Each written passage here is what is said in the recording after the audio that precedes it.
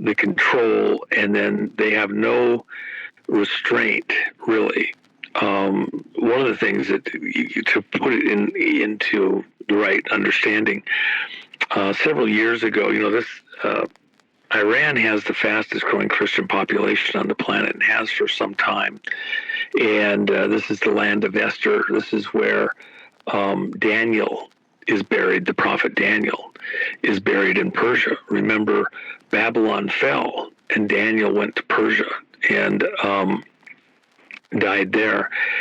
And so there's quite a connection even to the Jews in modern Israel and classic historically speaking. So, but with this fastest growing Christian population, after the suppression of the people trying to rise up during the early part of the Obama administration back there in 2010 and 11, they were crazy. I mean, they killed, they slaughtered, they were horrendously brutal, especially on the women. Unbelievable in Iran. And the people got totally serious at a certain point here about 7-8 years ago. And the mullahs and their families got told in no uncertain terms, you threaten my mom, my grandma, my sister. We know where your mom, your grandma, your sister live, and we will wipe you out. And this was said to police chiefs, to military persons, and there was a couple tests, and they made the point that they were not going to be,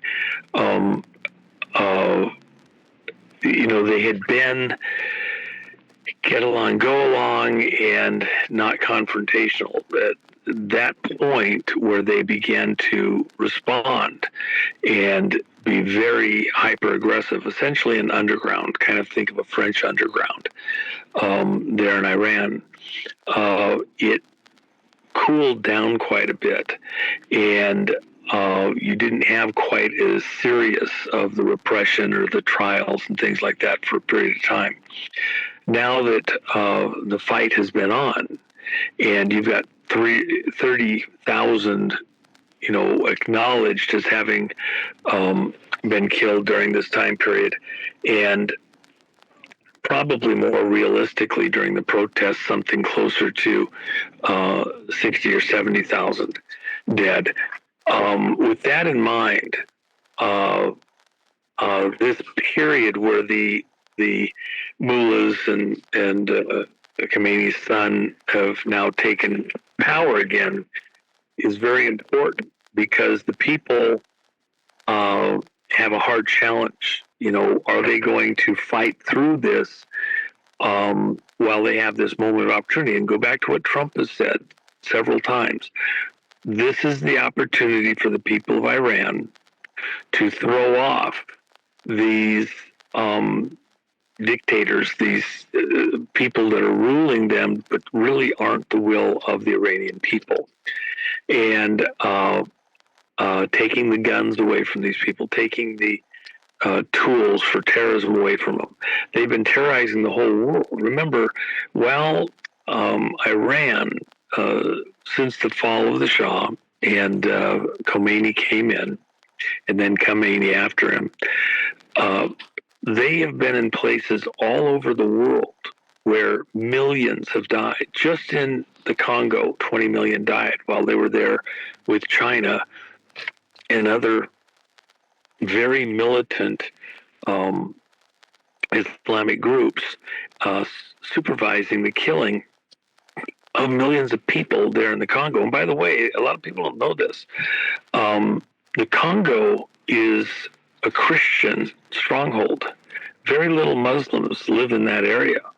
And so when they came in to do what they did, you had unarmed populations that were fairly simplistic. The pygmies still live in the trees, literally, and other similar groups. So with that in mind, these Islamic groups came in and just rained terror through these regions and into areas of neighboring states. So Iran was right there with all of that, supporting it, tied into Somalia, tied into South Africa, plus all the stuff over in South America coming in through Venezuela into all of the neighboring states. And so getting Iran under control is not an option, it's a must if you want to get to world peace, if you will, the very things that Trump is saying he's going to do. And he will raise the bar as far as you have to raise the bar. They're threatening us even with nuclear. Okay, well, then you got to put an end to it at some point in time. You can't just sit there forever and let them continue to get stronger and stronger. They're sitting there saying they're going to use nukes. Okay, well, we're taking them serious. That's not going to be allowed. So we're not going to wait till you actually finally get the chance to do it. We're going to come in, clip your wings, and stop you. And act like, we're supposed to just let them raise the bar with these threats and not do anything. No, that's asinine. That's stupid. And even in our community, where people are acting like we're overreaching, President Trump is going too far. Excuse me? They're telling you you're going to use nukes. By the way, Iran has fantastic, amazing, unbelievable technical prowess in the biological realms too. So don't think it's just the nuclear threat. They have other ways that they're threatening also, and you just got to go in and shut them down. And the Iranian people are not good on the whole with what this crowd that's in power want to do. This isn't the Iranian people. This is a very specific cult within Iran of this Islamic operations. So, yeah, there's still a lot of factions that are very pro whatever it is they're trying to achieve. Obviously, we've seen the footage. I don't know if it's real footage, if it's artificial intelligence, if it's old footage. We don't know. We have no way of knowing. But there seems to be a lot of people that want to be liberated. Is it true that maybe some people like the enslavement aspect of in Iran to indefinite? Well, the one thing you have to picture, like even the Jews, the Israelis, the children of Abraham, the children of Jacob, they were in slavery in Egypt. They went in free people. Joseph saved Egypt when he interpreted the dream, 7 good years, 7 bad years, store everything up. The wealth all came to Egypt because of what Joseph did. Then over time, the later pharaohs forgot. Joseph forgot what was done and then enslaved the people because they were growing so fast in population, and they saw them as a threat. So by degrees, they became slaves in Egypt, the land that they, as a people were, through Joseph saved. When they left Egypt and they went out and got out into the Sinai, before that, when they got to the Red Sea, which was parted, and they went through dry land, there was complaints on several occasions by some of the leaders of the various tribes that Moses, God himself, had brought them out to the Red Sea to die, and that they were better off when they were slaves in Egypt because, the military wasn't threatening them day and night with their lives and all that. There was always rabble-rousers that, they're out in the desert wandering around. And their brains weren't working right. And so there was this attitude that, if we just went back to Egypt, at least there we'd have a roof over our head. We wouldn't be moving around all the time. Even though the Egyptians were taskmasters, it was better for us there as slaves than it was to be free people wandering in the desert. But of course, the only thing I can say there is that was never God's intent. They were supposed to go from Egypt into the Promised Land. What happened was when they got to the banks of the Jordan to go cross over into the Promised Land, they sent spies into the land, which God never told them to do. They looked around, said, yep, it's the land of milk and honey. It's a good idea. So yes, it's beautiful. However, one problem: we saw that there's giants in the land, and we were but grasshoppers in their sight. So when they decided it was too dangerous, too scary to go in there with all those giants, then they had to go wander around in the desert for 40 years because they wouldn't go into the promised land. And so they were out of God's will. And God never intended for them to be wandering around out in the desert until that generation of scaredy cats and ne'er-do-wells, naysayers, who just wanted to go back to Egypt. Till they died out, they couldn't go in the land. And the only people that went in with Joshua and Caleb, the two spies that came back with a good report and says, yeah, we can take these giants, no problem, God's with us. Nobody over 20 at the time that the spies came back went into the promised land. They all died out in the desert. It was only those children, 20 and younger, who grew up out there in the Sinai, who weren't adults in Egypt, that went into the promised land. Well, they hadn't been inculcated. They hadn't become so immersed, baptized in the Egyptian ways. They were, programmed. They had a mindset to go in and take the land, and they did. So when you say, is there, within the Iranian people, is there a component of people that would be okay with the way it is, with the oppression, with the, torments that the Muslim leadership have been imposing on them? Yeah, there probably is, but it's not. When you look at the numbers, that's why this Christian, I don't even want to call it a revival. This is new in Iran, this move of God, the fastest growing Christian population on the planet. We have a number of people out of Iran that have been traveling to another country.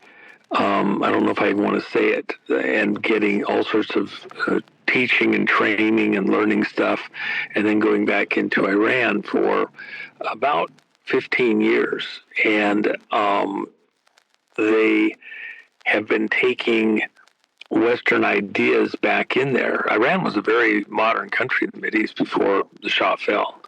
And they want to go back to a Western ideal. The parents and grandparents have told the kids what it was like before, and they get it. And a lot of the kids travel out of Iran, see the rest of the world, and they're done with it. They want to go to move on. So, yeah. One question that comes up a lot: we have all the oil we'll ever need. We have an overwhelming amount of overstock of oil barrels. Why in the world are gas prices going up here in the United States specifically? I mean, the Strait of Hormuz really should be in an insignificant situation for us. Why are we getting why are we paying $3.79 for regular and $4.89 for super here in Florida? It's ridiculous. Well, you go back to the gas crisis when that happened in the mid 70s, and we never had an oil crisis then either. What we had was a refinery crisis. And you get people arguing about this all the time.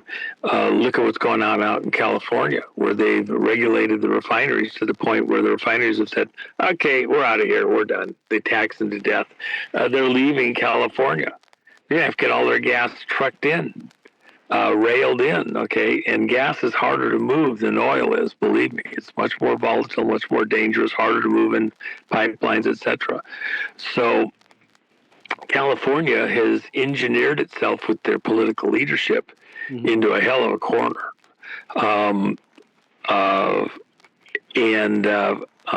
We have lots of oil here. And by the way, this is the other thing that you kind of have to have in mind. Oil of the type that most of these refineries are using, that society is using, it's contracted for those refineries years in advance, because you have to have all of the proper materials to crack oil. Oil from different locations requires a different process to be able to refine it and use it. And so oil from Venezuela, the cracking process and refining process is different, say, than oil that comes out of Texas or Libya, other places. And a lot of times they'll do a blend where they'll take oil out of Nigeria and blend it with oil out of Libya or Texas or something like that to make it more manageable or handleable by a refinery. So when you see oil prices spike like they did just over the last 3 weeks, oil was down there pretty consistently right at 60 during this administration, and spiked up to just under 120 and then back down overnight, a couple of weeks ago. And it's been down as low as in the 80s. It's up to around 100 right now. But that's for current delivery stuff. The reality is that most of the contracts were done at much lower numbers, a couple of years ago, and that oil is still going to be delivered at the price that was already previously agreed, and the refiners are going to run. When they spike the price like they do, that's a little bit of profit taking. That's right. Taking advantage of the situation. Sounds like greed to me, right? It sounds like a lot of greed. There's definitely plays a hand. But another question I have for you that I think you probably already know. There are several big podcasters. First of all, these guys constantly poo-poo the Q movement. They don't understand it. They don't have the horsepower or the brain power. They're not, let's say, highly intellectual enough to be able to understand it. They have turned on Trump on a dime. Are they being paid from Iran? Do you think that is a possibility, that Iran is going after some of our big podcasters without giving them any esquire? I don't think that's exactly what's going on. If there's anybody getting some money, it's money going into a couple advertisers or something like that.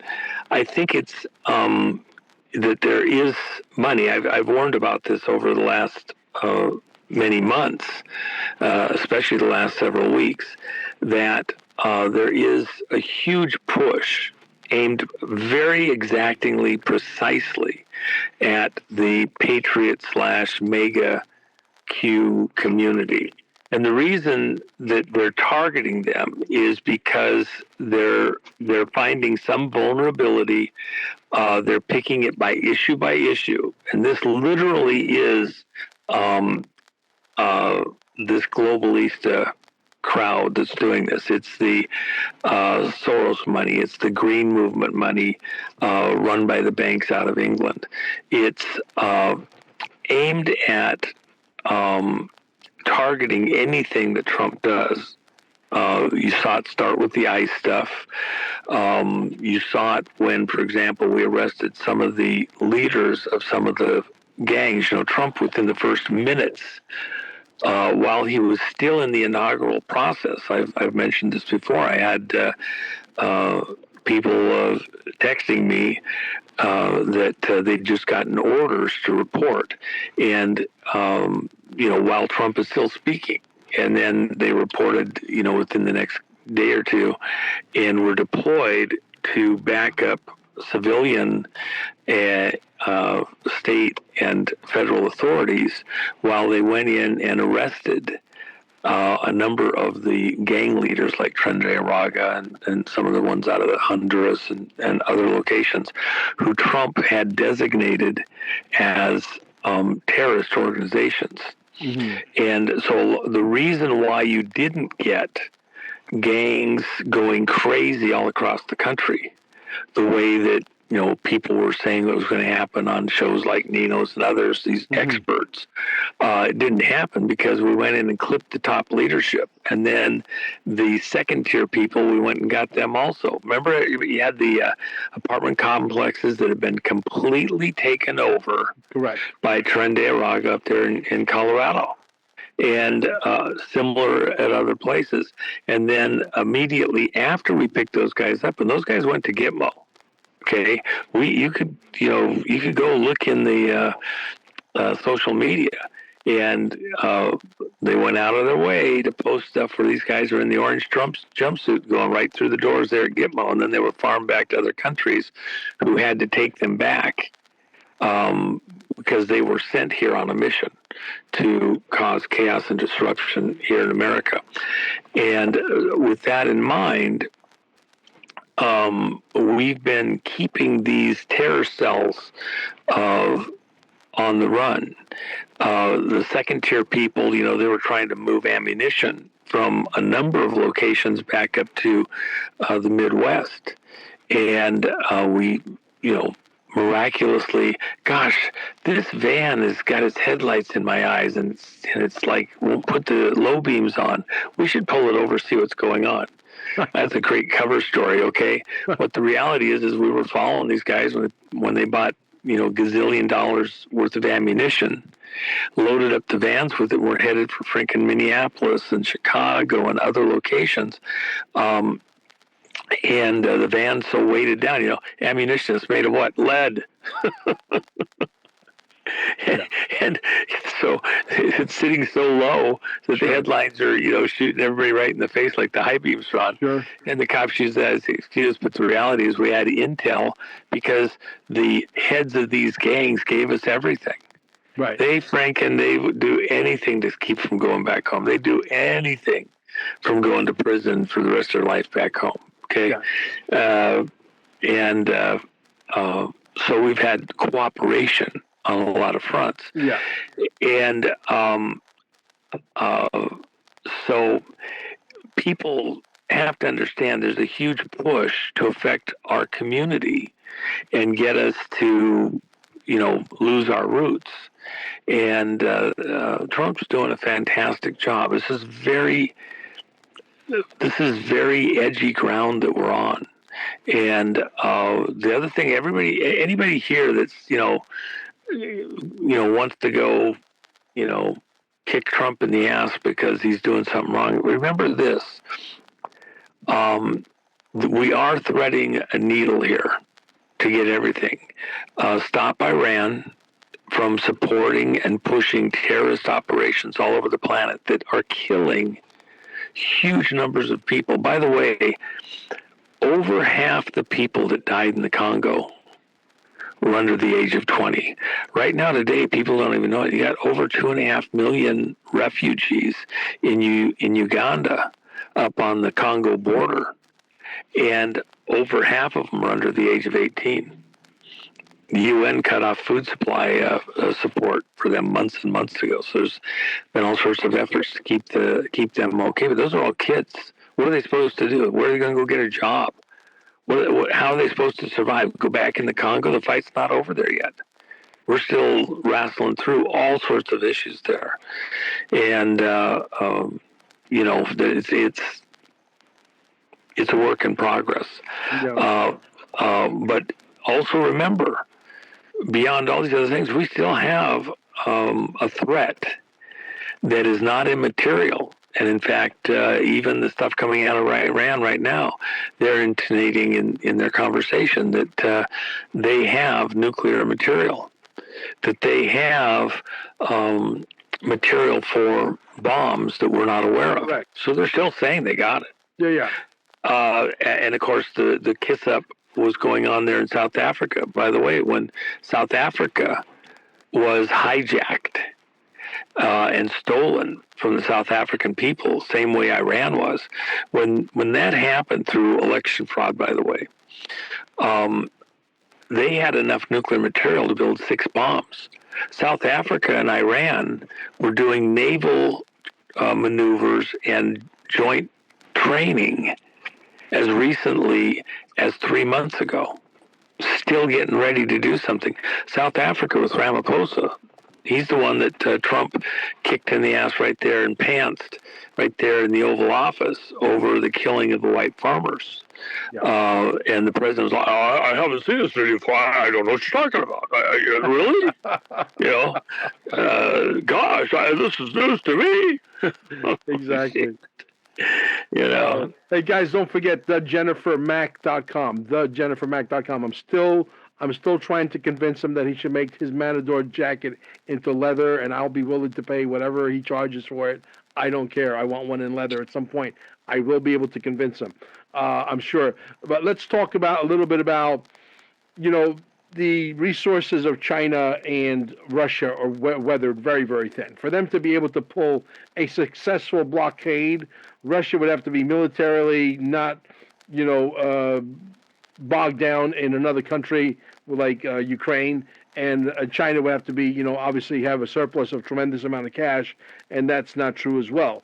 So if there was able to be a blockade in the Straits of Hormuz, do you think that this would cause a worldwide crisis to the point of a nuclear war for real, or maybe not really? Well, I don't know. Maybe what we ought to do is get the French to come help us and change the name to the Strait of Hormuz. Vermouth. There you go. Yeah. That'll probably be a big seller. Well, of course, Trump wants to change it to the Strait of America too. So and by the way, the Ayatollah Khomeini, he was in exile in France up until he got to come over and when they kicked the Shah out, and there was the intelligence agencies and the families, these globalista crowds were behind putting in Khomeini there in Iran. So this didn't just happen organically with the Iranian people. This was engineered as part of a much bigger plan to create the chaos that we've had over the last 5 decades as a result of it. So it didn't just happen. The Iranian people have been victims in this, believe me. Right. So with that in mind, everybody take a deep breath. What is the purpose behind continuing the bombing right now? First of all, the leadership in Iran, they've dug in deeper. They've gone more radical. All of the head and shoulders shot. We took out Khomeini. We took out, when they came together at Qom to vote for their next leader, we took that group out. So now they're down to the third, fourth tier of people to be able to run things. That group, they're all beating their chest. They're all, fluffing their feathers to show that they're tougher than the guys before them that are now gone. If we'd been in charge, it would never have happened because we'd have been even more hard-nosed than they were. And this is all happened because we weren't mean enough. Okay. Yeah.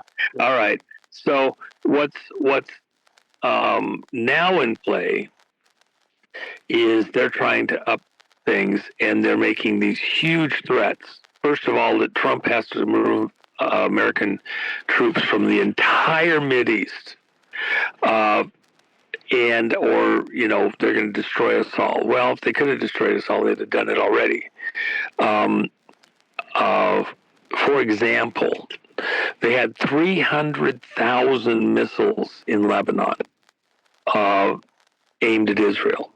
They had 100,000 hidden in Gaza aimed at Israel. 400,000 missiles total. Wow. They had some up there in the Sinai, or in Syria, but we got those quite some time ago. Here's the problem. They don't ship the missiles from Iran into that area around Israel with fuel in them. So, because it's hard to transport, very dangerous. And they'd ship them in pieces and assemble them on the site. They didn't ship it as one big long missile body. They'd ship a bunch of the motor systems. They'd ship various components, guidance systems, and then they were assembled on the site. So they get all these in there, and then they got to get fuel in them. Well, if you remember several years ago when Beirut had this huge explosion, Beirut, Lebanon, at the port facility, the material they're making rocket fuel out of, solid rocket fuel out of, was this fertilizer, ammonium dioxide. And they would refine that. They had an underground facility there at the port nearby, and they're refining this fuel, adding additives to it. They had German manufacturing systems to make this fuel, and then they're trucking it out a truckload at a time to various locations and loading the fuel in these rockets aimed at Israel.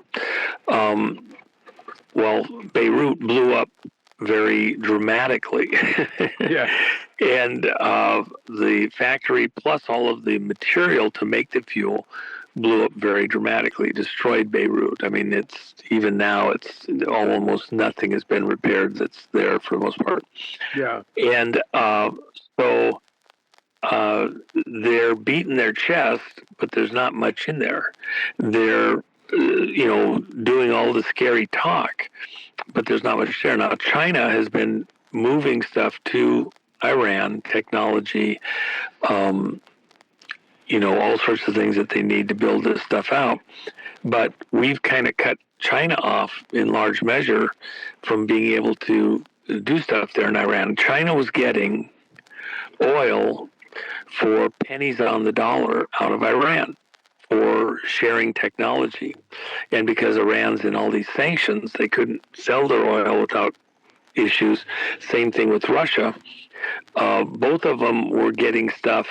China was buying oil, and then Iran was using some of that to pay Russia for technology and get it out on the open market. Now, the person or the group that's the most injured on the oil side is China. Plus, what China was doing was they were building out the port facilities where they were making the port facilities able to handle Chinese tankers, technology, personnel, the whole schmear. What is America actually bombing? See, for the Iranian people, if we destroy Iran too much, what are they going to have to work with to put it back together?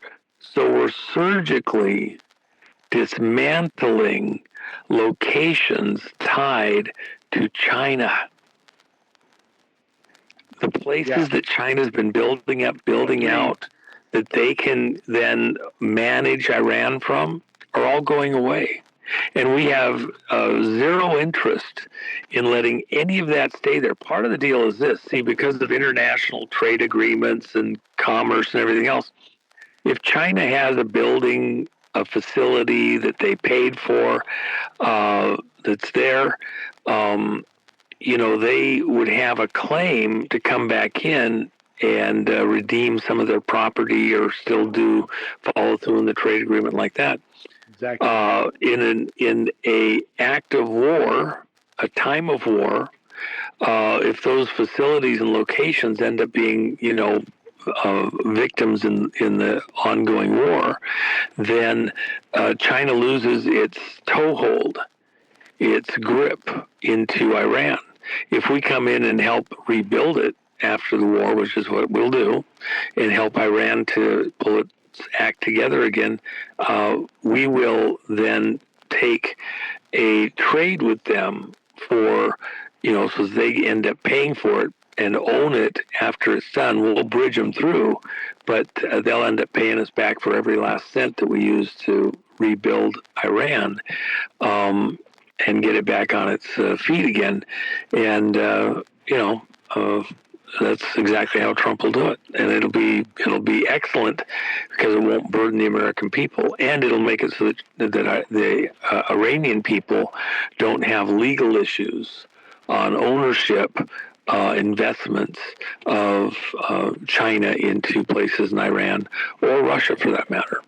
Yeah, you think that this guy's capable of running Iran? I understand he's really not even been on TV yet, unless I missed something. And I understand he's also pretty busted up from injuries from the original hit on his dad, etc.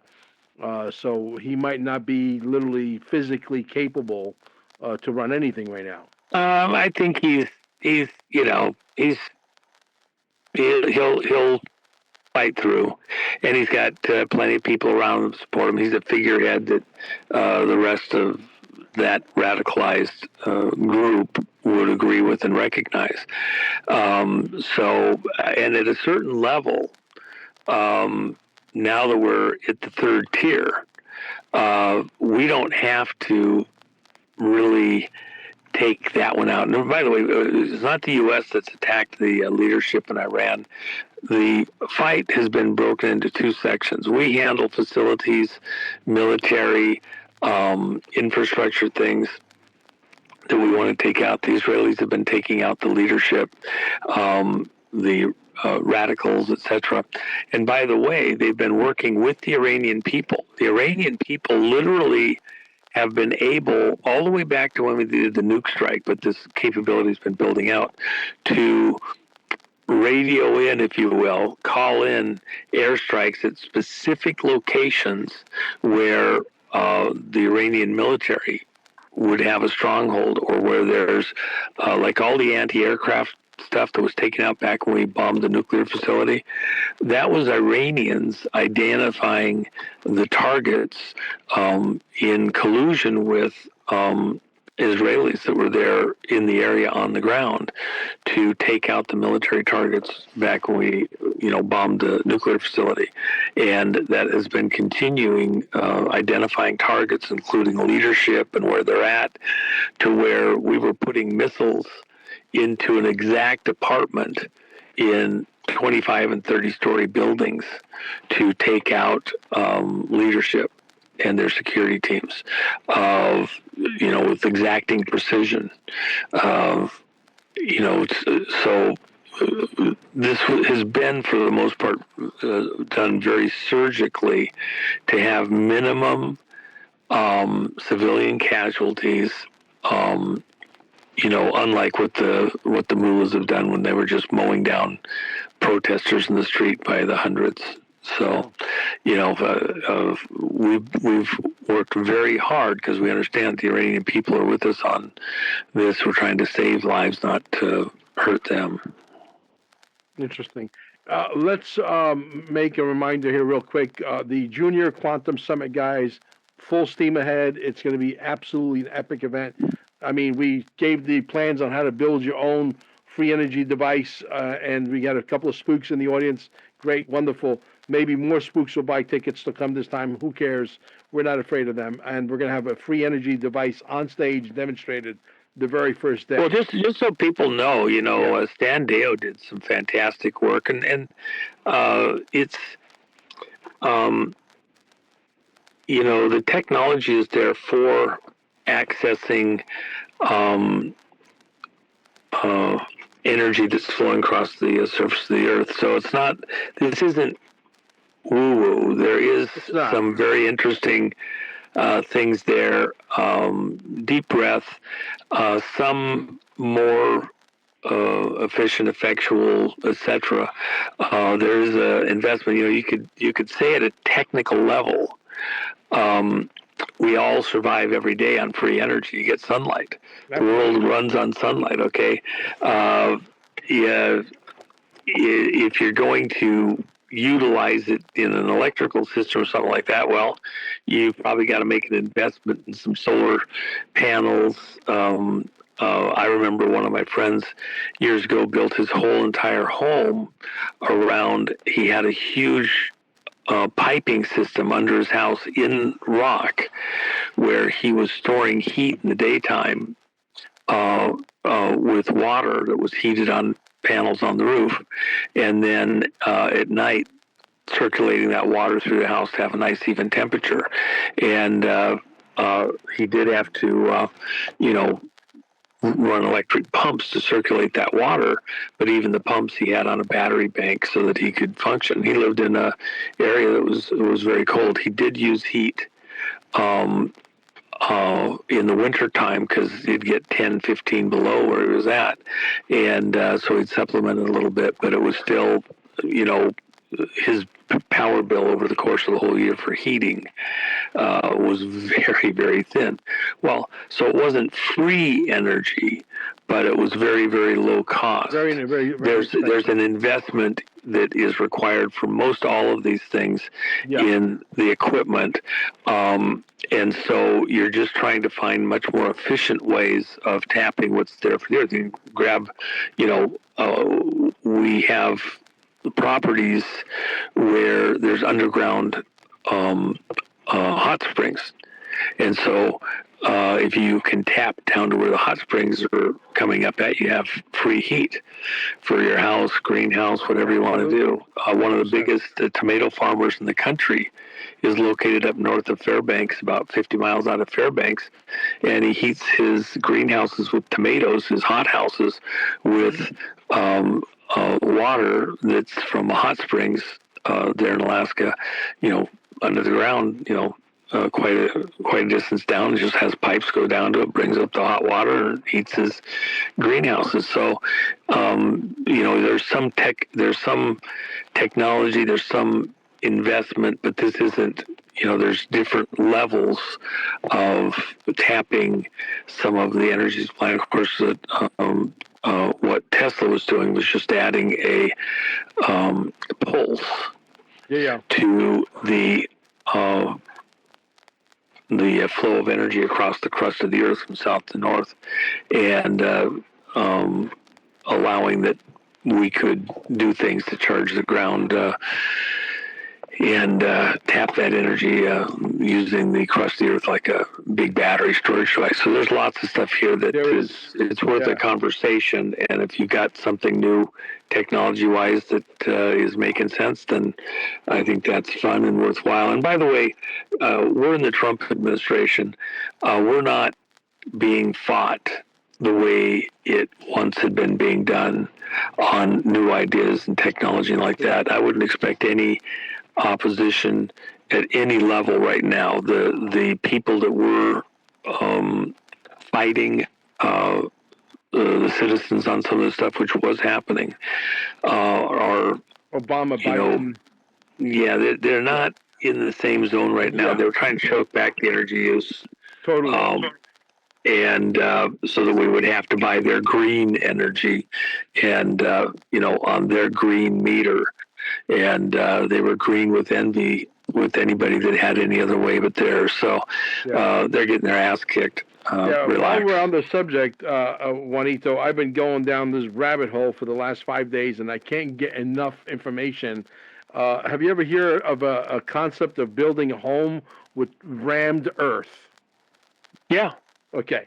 Nobody knows about this. Yet the wall of China, it was built on rammed earth. It's still here today. The pyramids built on rammed earth, they're still here today.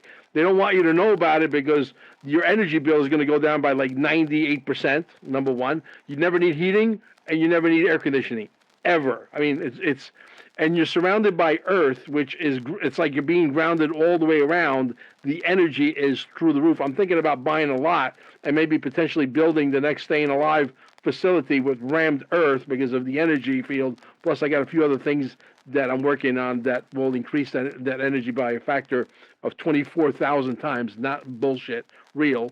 So, and I can't get enough. I mean, like, I want to get somebody who is into the rammed earth, a contractor who does rammed earth homes, to come to the Junior Quantum Summit on the 28th and the 29th and come on stage and tell people about. Everybody needs to know about rammed earth. I want to make sure if anybody knows anybody out there that's into rammed earth and building these structures, I would like to have them on my show. Okay, that I am so into it. It's unbelievable. But anyway, there's certain types of material that are more favorable than others. But in any area around the country, you've got locations that are usually pretty convenient where some of the material is more available than others, and it's a conversation. Well, I mean, there's that's in your backyard. It's got there's some that's better than others for different reasons, and you can use sometimes you can use what you have right there in the yard readily. Other times you want to do a blend because there's certain properties that you're looking for. And so you'd have to just do an assessment. For example, right down in your neck of the woods, the guy Scallion, who built the gardens there that has all of the unusual properties. I think it was Edward Scallion. I forget what he called his little facility there. But he chose that exact location. A lot of people thought because it was exactly within a certain point in the energy grid moving across the earth. No, what it was the material that was there that in that exact area had to do with the limestone like that. Yeah, well, soil is great for you. You know why? The first 2 inches is sand. After that, there's clay, and then you just need to put some gravel and some a little bit of lime and cement into, or 12% cement, and then you just pack it in really, really tight with the machines, the vibrating machines, and they pack it in really, really tight, and the actual designs of it and the waves, gorgeous, absolutely stunning. I'm in love with rammed earth construction. I really am. Well, the only other thing I would say is that you can also, I think, there's a conversation to be had with using a little bit more of a slurry of the same material, but doing it as a printed home and a little bit easier to work with, even though you got to spend, $50,000 for the actual machinery. You can spend $100,000, but I think you get pretty close if you start looking at it, going at it that way. And the only other thing I like about doing it with a printed system is for various reasons. If you're going from the energy side, just like you have a sheath around the wire on stuff for rerunning circuits like that, you can run a intermediate material to do a layered effect, one or two layers of foam in there, or other similar materials between the printed areas, and you're literally just running extrusion for the whole thing. It's pretty amazing. And the stuff that they come up with is unbelievable. I'm actually surprised you know about it. Is there anything you don't know? There's reasons why this, I'm very familiar with this, and it works in so many areas of the world. The whole idea is the transportation cost after manufacturing for a lot of the materials is just outrageous. So if you're in the right areas, say for a number of the islands or in Africa and other places, having the ability to use the local materials with just a little bit of brought in to help it is, fantastic. And keep the costs down, and people need homes. So absolutely, and sturdy. I mean, these things aren't. As you were describing, everybody needs to understand these are amazing homes. Fireproof, earthquake-proof, Category 5 tornadoes. I mean, it's unbelievable. Unbelievable. Well, the biggest thing that is actually the best way to do them, in my opinion, is think of an exoskeleton. You have some of the materials that are there from an insulation standpoint that you add in, and then you have the strength like a crab with an exoskeleton around the soft tissue innards. And if you have two of them, it's just like an I-beam, where what makes an I-beam light and strong is that you have a vertical rail. The taller the I-beam is, the more rigidity it has and weight bearing capacity it has. So it's a structure we use like an aircraft or the space station, things like that. If you kind of think about those things, what we're trying to do is build a structure that is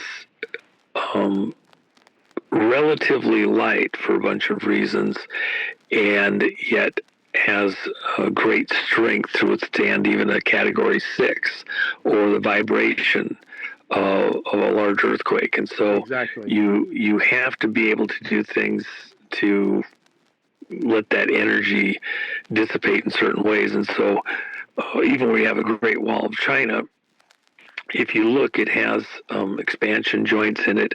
It has features that allow it to sway and not come unraveled and to send energy further away back up the line. Yeah. And so anytime you're doing something like this, you need to have the ability to get the energy out of the building if you've got a large quake and room to move internally. So there's amazing stuff that these guys have come up with in the designs that Truly. make them survive unbelievable stuff. Yeah, So, truly. And there's also now they're moving towards these big machines that actually will print a block or a cinder block, like solid, that have like Lego type components underneath where they just stack on top of each other. And you have a hole where you can put rebar in it. I mean, all kinds of crazy stuff, right? Just amazing stuff. I mean, the machinery. There's a machine that I was looking at. You could build one of these homes like in days, because you're actually building the blocks that dry out. Once they're dried, they're as hard as anything. You can't even, if you shoot it with a 50 caliber, your 50 caliber projectile will not go through it. And they're amazing. So you can actually stack them on top of each other like blocks, and anybody could build. Any dodo bird can actually build a house. In this type of stuff, more often than not, what you actually want to add to it, the material you want to add fibers to it. Yes. That those fibers have tensile strength. Yes. And so, for example, when you're doing carbon fiber manufacturing, you have a lot of excess that ends up getting cut, isn't used from the patterns that are done. Mm-hmm. That carbon fiber material is not waste, technically. Exactly. You just run it through a shredder that breaks it up into the various fibers, of different lengths. Yes. And when you put it into materials like this, it acts like, rebar in concrete is to be able to spread the energy out through the concrete so it doesn't crack, and retains its strength even under, an earthquake or something like that. When you have it at a macro level instead of this large level with the fibers, then it increases the strength immensely, and that's what's often used. There's other things that are probably better with longer strands and in these materials. And that's why I like the extrusion too, because you get a much more even distribution of the strands in the printed systems if they're adding that fiber for strength and like that. And then again, being able to send energy, like say, a bullet or a mortar or something like that. It's like what we do when we armor glass. Glass has high tensile strength. Correct. And so, but it's very brittle and it can break. So if I add a film on the surface of the glass, a plastic film, if something hits it, even a sledgehammer, yes, you can break the glass underneath it, but it spreads the energy across the surface of the glass. Yeah. And it's very hard to put a hole in that glass, even though you can shatter it a few hits. And if you armor it on both sides, and if you increase the thickness of the material, it can become extremely strong ballistic material. And the glass is, glass on its side, you can take a piece of glass by weight, and it can carry at a Barat's minimum 10 times if you have a proper grip on the glass, 10 times the weight that the same size sheet of steel can carry. And then if you, it's just very fragile. If you tap it on the side, it can shatter it. But just straight gripping vertically, it has incredible tensile strength. If you add the plastic to it, you transfer that tensile strength into strength across the whole surface that can absorb energy and not break as easily, and still have that tremendous holding capacity. Yeah. So if you get right down to it, and this is why I'm saying this, while you can do it with the ground itself, adding an exoskeleton of a glassified material, a ceramic, if you will, the amount of material you need to have the same effect goes down radically. If you needed a concrete block or an earthen block that's a foot deep, you can cut that down to maybe only needing 4 or 5 inches. Correct. With a simple coating of little chicken mesh wire or something like that, and it'll have the same strength and be much lighter on the ground for, not sinking into the ground or shifting and things like that. So anyway, a lot of the beautiful thing about this concept is that if your backyard dirt qualifies to build you a home, and you take a workshop, and you're pretty handy, you take a couple of workshops, you could build it yourself. But here's the beautiful thing: not only is it energy efficient beyond belief, but it will cost you 60 to 70% less than to build a traditional home. But the people who are in the cement business and the sheetrock business and all these boxes that we live in that are toxic, and they have all kinds of chemicals and things you're not supposed. That's why we don't live. Not only the clothes, but we just found out that even the homes you guys live in are not healthy, and they don't want this to get out. Okay. They don't want this information to get out, but I'm going to get it out there because you know why? Well, again, here's the place where you run into the biggest problems, the building inspectors a lot of times. And the reason is because they're not trained to do that. And then the other thing is the banks have certain, things that they'll agree to with the appraisers like that. Exactly. And they're not able to. It's just part of the process. So you oftentimes, if you go to the bank to get a loan to build a house in a non-conventional way, they don't want to touch it. Exactly. Or they want some monstrous thing. It's the same thing with, or to get a permit, because now they don't understand it. It's not what they're trained on. So now they act like you're reinventing the wheel. So right. In some of the technologies, this is why I'm saying what I'm saying in part, we found that going to the very modest steel framing that is commonly used in commercial construction.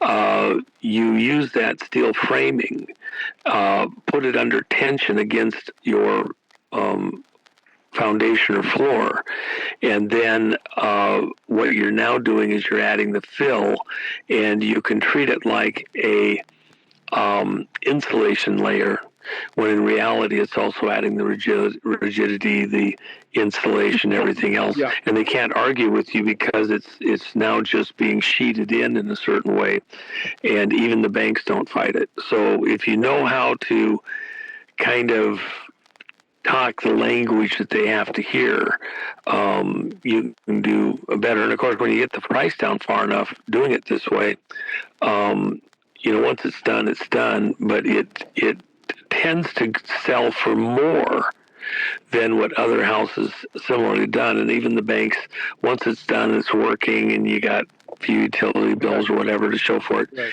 You end up being able to sell it. They just don't want to do the construction loans, and the companies don't want to reinvent the wheel with how they do their construction a lot of times. So you got to get the builders want to, they've got it timed out. They know what it is. They know the bank's going to finance it. They get it done. It's funny you say that, because one of the people I sent it to was a good friend of mine, Ron, and he's one of the guys that comes to our Staying Alive Wellness Center. And the video, below the video, has all the resources of all the scientific data and everything that was done by people who are qualified, certified, etc., and that you can actually use those forms when you go to apply, so that they don't give you a hard time, because these are credentialed people that basically have tested everything from A to Z when it comes to building this type of structure. So it's amazing. Yeah. Yeah. Yeah. Yep. Hey guys, don't forget Quantum Summit 1776.com. Reserve your seat on the 27th. We're going to be at the Twisted Tides. You're going to see Mel Carmine on stage doing some serious karaoke, martinis, and cheese sticks and chicken wings, whatever. It's going to be a fun event between 6 and 11. That is in Cocoa Beach, Twisted Tides, right on the ocean. So you want to definitely be there. If you didn't get a ticket, can you come to the event? It's a public place. I can't stop you. Obviously, you can. So Twisted Tides, 6 p.m. to 11 p.m. in Cocoa on the 27th of March. And then the 28th and the 29th will be the event, and it's going to be a jam-packed event. You're going to be absolutely flabbergasted with the information that we're going to release. And if I could find somebody that talks about or is a builder of this earth, what do I call rammed earth? Okay, I would love to have somebody on stage, or if somebody knows somebody out there that builds rammed earth homes, please have them contact me at 786-704-8817. Also, if you need a large amount of XRP, that I'm your guy. Okay, 10,000 or more. If you need silver, I can get you as much silver as you want for now. How long that's going to last, we don't know. 786-704-8817 is not for socializing. It's for business. Send me a text message. Thank you, Juanito. You're awesome. Yeah. Yep. I can't believe we got off track and we start talking about these monolithic homes that are incredibly insulated. And I'm surprised you know anything about it, to be quite honest. Well, the one thing that everybody here needs to be mindful of is, of course, you're coming out to the event that I'm doing in Vegas a couple days before your event, and I appreciate that it's a very tight thing, but I want you to be able to talk authoritatively concerning what's coming in the bond market, and it's going to affect every person listening in a dramatic way as this builds out. We're trying to take the edge off of it. Even if you're looking at purchases of land or building or things like that, you may want to look at timing and not get caught flat-footed at this critical moment. And there's a reason why we push hard on the tangibles, but that doesn't include property, which is normally a good thing, of having material that will survive what's coming and then be able to reinvest. America's going to do great, but we got a really serious problem that's coming, and it's a lot of the reason why Trump even was brought in to run. Once you understand that, there's things that can be done to kind of prep and get out of the way, but you're not going to stop what's about to happen. And you'll get tuned up a bit on this when you come out here. And as I've said, and I'll just say it for listeners, I'll try to make it out to Florida somewhere in your event if I can, and it'll be a bit tight because I've got quite a few people coming in, and I'm staying there in Vegas to meet privately with other folks. And by the way, we have one thing that's breaking right now. O'Keefe, if you go over to his site, he's breaking something happening within the Indian tribes and like that. And we have, I love yeah, there's an aspect to that will be breaking during our meeting too. So yeah, one last thing, Juanito, do you think this war is going to last another month? Well, the war at some level is not going to be over for the next decade, and the reason is because the main fighting will come to an end. These guys want to lay down their weapons and, decide that they're not going to, fight to see everybody die. Great. But if they're not going to do that, then, they'll die. And, they want to fight to the death. Okay, well, we're here to, assist you. Your wish is my commands. I mean, look at how they keep telling the world how effective they've been against America. Do you realize how many of the American missiles have been completely destroyed over and over and over and over? And Iran hasn't, the mullahs, this crowd hasn't had to lift a finger. All they have to do is stick their chest out and, blab away and America's missiles, every time they hit one of these buildings in Iran, destroys our missile again. Darn it. Their buildings are destroying our missiles every day, and we can't, what are we supposed to do? Totally correct. But I think we have technology that is even more advanced than those $50,000, $20,000 drones. You missed the joke. Yeah, I guess I did. Maybe you'll explain. Yeah, their buildings are destroying our missiles. Oh, their buildings are destroying our missiles. I got it. You just went over my head. I got they don't have to fire the buildings. The buildings don't have to lift off or anything. They just keep destroying our missiles. They're very effective at destroying our missiles. Yeah. Well, what do you think of the laser technology that we have that only costs us like less than $100 to shoot all of the stuff out of the sky? Some of the stuff that we have is down to literally pennies for certain of the stuff. And of course, that's the whole point. Iran fired a couple thousand missiles at Israel, and a couple dozen got through. Well, what you didn't see, it's not just that we were using lasers, but the stuff you can't see, that it's the platforms that it's on, that's even cooler. So you gotta really kind of understand that. Where's that laser coming from anyway? Shazam, I didn't see that. Yeah. It just started somewhere over there. By the way, you're in the movie. We got a nice clip of you talking about the straw man in the movie Dear Mr. President, Show Me the Money. The movie about the straw man. Yeah. You're in the movie, brother. We got a nice clip of you talking about that. So the people definitely want to watch the movie just because you're in it. Well, I appreciate that, and I'll look forward to it. So yeah, well, we'll send you a copy when it's ready, and we should launch it when there's not so much noise. We got distracted with Charlie's death when we launched on the 9th, and then on the 10th we didn't know that was going to happen. It just